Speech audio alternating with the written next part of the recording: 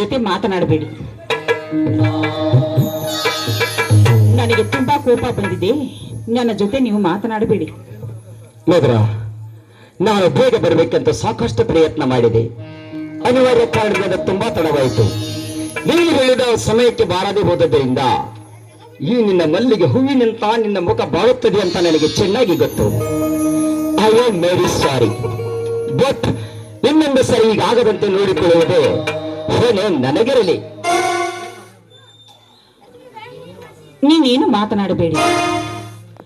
ನಿಮ್ಮ ತೋಳ ತೆಕ್ಕೆಯಲ್ಲಿ ರೆಕ್ಕೆಯಂತ ಹಾರಾಡಬೇಕೆಂಬ ನನ್ನ ಆಸೆ. ಮಧುರ, ನಿನ್ನ ಭಾವನೆ ತಪ್ಪಾಗಿದೆ. ಮಧುರವಾಗಿ ಕೂಗುವ ಕೋಗಿಲೆಯ ಕಂಠ ಆ ಕಟುಕನ ಕಿವಿಗೆ ಕೂಡ ತಂಪಾದ ಜಾಗದಲ್ಲಿ ಹಿಂಪಾಗಿ ಕೇಳುವುದು. ರವಿಹೊಂಬಣ್ಣದ ಕಿರಣಗಳು ಕೂಡ ತಂಪಾದ ಜಾಗದಲ್ಲಿ ಹಿಂಪಾಗಿ ಕೇಳುವುದು. ಆ ರವಿ ಕಿರಣಗಳು ನದಿಯ ಬೇಲಿ ಬಿದ್ದಾಗ ಅಲೆ ಅಲೆಯಾಗಿ ಅಲೆಗಾರಿನ ದೃಷ್ಟಿಯೇ ಸಿರಿ ಹೊಂದಿರುವುದು. ಪ್ರಾಣದಕ್ಕಿಂತಲೂ ಆ ಪ್ರೀತಿಯೇ ಪ್ರಮುಖವೆಂದು ತಿಳಿದು ಈ ಪ್ರಿಯತಮ ನಾಳದಲ್ಲಿ ಪುಟಿದೇಳುವ ಒಂದೊಂದು ದಿನ ನಿನ್ನನ್ನು ನೆನೆಸದೆ ಹೋದರೆ ನಾನು ನಿಶಕ್ತನಾಗುತ್ತೇನೆ. ಚೇಚಿ, ನನ್ನನ್ನು ತುಂಬಾ ಹೊಗಳಬೇಡಿ. ನನಗೆ ತುಂಬಾ ನಾಚಿಕೆ ಆಗುತ್ತದೆ.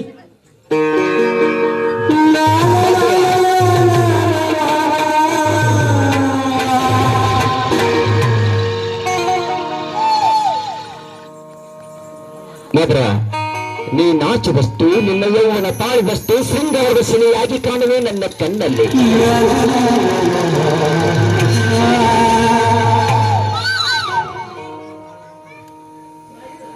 ಅಂದರೆ ನೀವು ತುಂಬಾ ರಸಿಕರಾಗಿದ್ದೀರಾ ನೋಡಿ.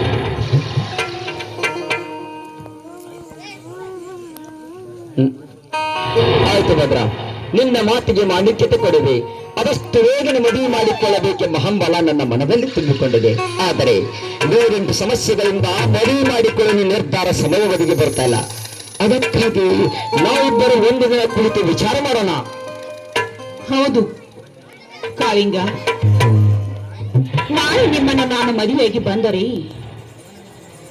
ನಿಮ್ಮ ಮೊದಲನೇ ಹೆಂಡತಿಯಿಂದ ತಕರಾರ ಬರಬಹುದು ನೋಡಿ. ಹಾಗಾಗಿ ಅದ್ರ ಬಗ್ಗೆ ನೀವು ಕಾಳಜಿ ವಹಿಸಬೇಕು ನೋಡು.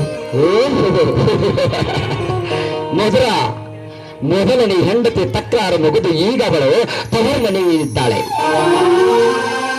ಅವಳಿಗೆ ಕೊಡಬೇಕಾದ ಹಣ ಆಸ್ತಿಯನ್ನೆಲ್ಲ ಕೊಟ್ಟು ಬಿಟ್ಟಿದ್ದೇನೆ. ಈಗ ನಿನ್ನ ಪ್ರೀತಿಯೇ ನನ್ನ ಬಾಳಿನ ಕಂಬಗಳಾಗಿವೆ. ನಿನಗೋಸ್ಕರವೇ ನಾನು ಪ್ರತಿ ವಾರಕ್ಕೊಂದು ಸಲ ಬೆಂಗಳೂರಿಗೆ ಬರ್ತಾ ಇರುವೆ. ನೀವು ಎಷ್ಟು ಸಲ ಬೆಂಗಳೂರಿಗೆ ಬಂದರು ನನಗೆ ಮುಖ ತೋರಿಸದೆ ನೀವು ಹಾಗೆ ಹೋಗಿದ್ರಲ್ಲ, ಯಾಕೆ? ನೀವು ನಿಮ್ಮ ಊರು ಯಾವುದು ಅಂತ ನನಗೆ ಹೇಳಿಲ್ಲ, ಯಾಕೆ?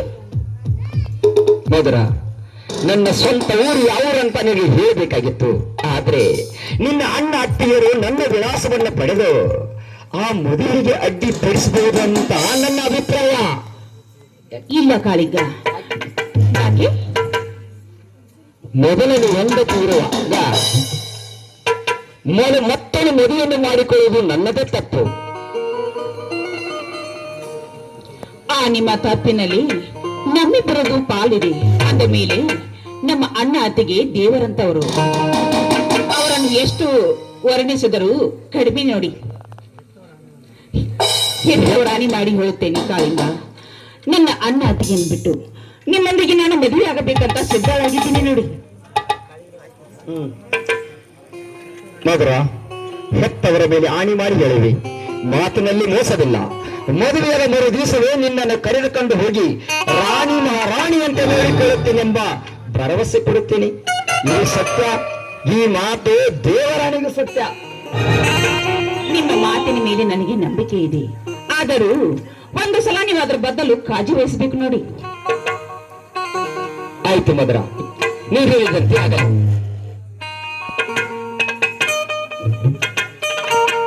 ಮಧುರ, ನೋಡು, ಈ ತಂಪಾದ ಬೈಲಿಂಗಳಲ್ಲಿ, ತಂಪಾಗಿ ಬೀಸುವ ಗಾಳಿಯಲ್ಲಿ ಈ ಮನ್ಮಥನನ್ನು ಮನಪಡಿಸುವಂತೆ ಒಂದು ಗೀತೆಯನ್ನು ಹೇಳಿದೆಯಾ?